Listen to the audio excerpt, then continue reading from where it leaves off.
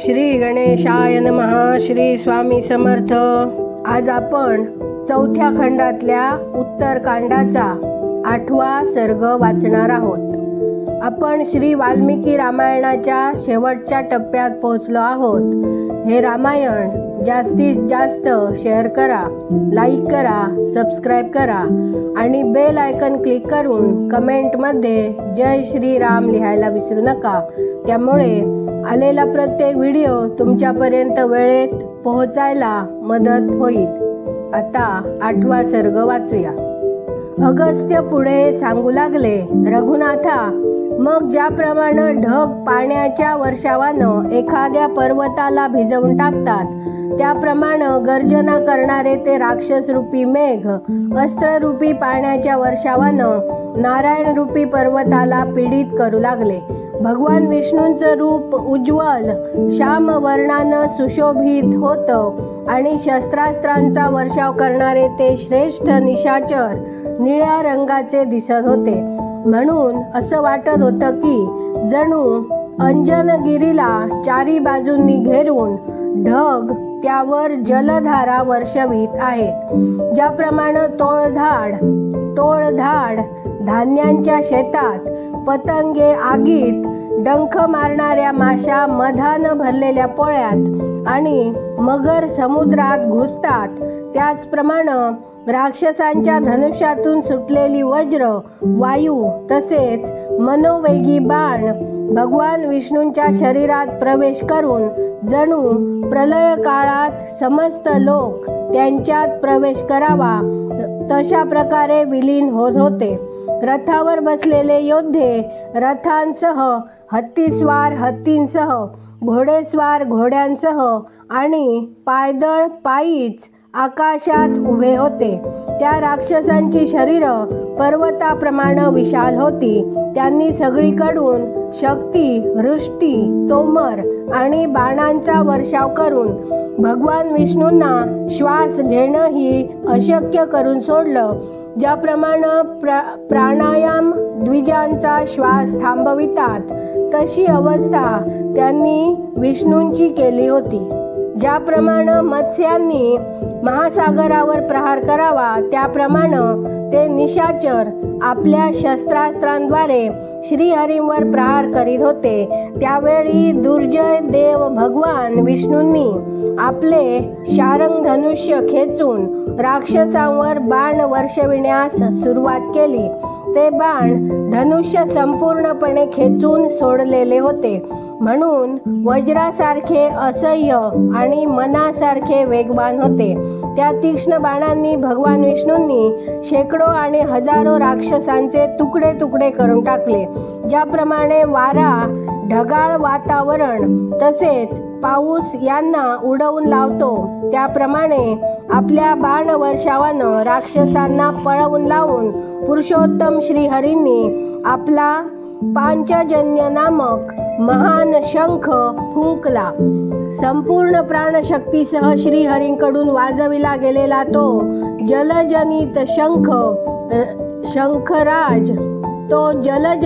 शंखराज भयंकर आवाजानं तिन्ही लोकांना व्यथित करीत आल्यासारखा घुमू लागला. ज्याप्रमाणे वनात डरकाळ्या फोडणारा सिंह मत्त हत्तींना भयभीत करून टाकतो, त्याचप्रमाणे त्या शंखराजाच्या ध्वनीनं सर्व राक्षसांना भयभीत करून टाकलं. तो शंखध्वनी ऐकून शक्ती आणि साहसहीन झालेले घोडे रणभूमीवर उभे राहू शकले नाहीत. हत्तींचा मद उतरला आणि वीर सैनिक रथातून खाली कोसळले. सुंदर पंखांच्या त्या बाणांचे मुखभाग वज्रासारखे कठोर होते. ते शारंग धनुष्यातून सुटून राक्षसांना विदीर्ण करीत पृथ्वीत घुसत होते. संग्रामभूमीत भगवान विष्णूंच्या हातातून सुटलेल्या त्या बाणांनी छिन्न भिन्न झालेले ते निशाचर वज्राचा मारा झालेल्या पर्वतांसारखे जमीनदोस्त होऊ लागले. श्रीहरींच्या चक्राच्या आघाताने शत्रूंच्या शरीरांवर ज्या जखमा झाल्या होत्या, त्यातून जणू पर्वतामधून गेरू मिश्रित पाण्याचे झरे वाहत असावेत. तसा रक्ताच्या धारा वाहत होत्या. शंखराजाचा ध्वनी, शारंग धनुष्याचा टनत्कार तसेच भगवान विष्णूंची गर्जना या साऱ्यांच्या तुमुल नादानं राक्षसांचा कोलाहल दाबून टाकला.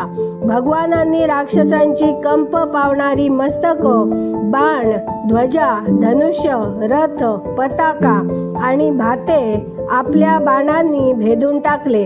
ज्याप्रमाणे सूर्यानं भयंकर किरण समुद्रातून जलाचे प्रवाह, पर्वतातून मोठे मोठे सर्प आणि ढगातून जलधारा प्रकट होतात, त्याचप्रमाणे भगवान नारायणांनी सोडलेले आणि शारंग धनुष्यातून सुटलेले शेकडो आणि हजारो बाण तत्काळ इकडे तिकडे पळू लागले. मग ज्याप्रमाणे शरभापासून सिंह, सिंहापासून हत्ती, हत्तीपासून वाघ, वाघापासून चित्ता, चित्त्यापासून कुत्रा, कुत्र्यापासून मांजर, मांजरापासून साप आणि सापाला उंदीर घाबरून पळून जातात, त्याचप्रमाणे ते सर्व राक्षस प्रभावशाली विष्णूंचा मार खाऊन पळू लागले. त्यांनी पळवून लावलेले खूपसे राक्षस जमिनीवर कोसळले. हजारो राक्षसांचा वध करून भगवान मधुसूदनांनी आपला पांचजन्य शंख, ज्याप्रमाणे देवराज इंद्र ढग पाण्यानं भरून टाकतो त्याप्रमाणे गंभीर ध्वनीनं भरून टाकला. भगवान नारायणांच्या बाणांनी भयभीत आणि शंखनादानं व्याकुळ झालेली राक्षस सेना लंकेकडे पळू लागली. नारायणांच्या सायकांनी घायाळ झालेली राक्षस सेना जेव्हा पळू लागली तेव्हा सुमालीनं रणभूमीवर बाणांचा वर्षाव करून त्या श्रीहरीला पुढं सरकण्यास प्रत्यवाय केला.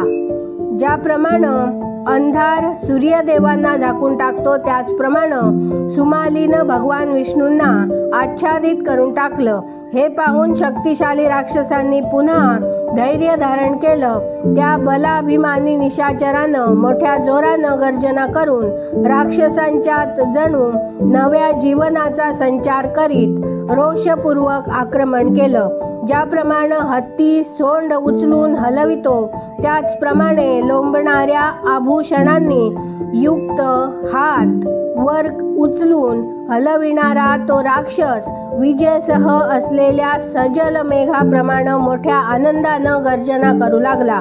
तेव्हा भगवानांनी आपल्या बाणांनी गर्जना करणाऱ्या सुमालीच्या सारथ्याचं झगमगणाऱ्या कुंडलांनी मंडित मस्तक कापून टाकलं. त्यामुळं त्या राक्षसाचे घोडे बेलगाम होऊन चहूबाजूंना फिरू लागले. ते घोडे भ्रमंती करू लागल्यावर त्यांच्याबरोबरच राक्षसराज सुमाली देखील भ्रांत झाला. ज्याप्रमाणे अजितेंद्रिय मनुष्य विषयात भटकणाऱ्या इंद्रियांच्या बरोबरीनं स्वतः देखील भ्रांतचित्त होतो, तशीच त्याची अवस्था झाली. इथे 8वा सर्ग पूर्ण झाला. उद्या आपण 9वा सर्ग वाचूया. धन्यवाद. जय जय श्रीराम.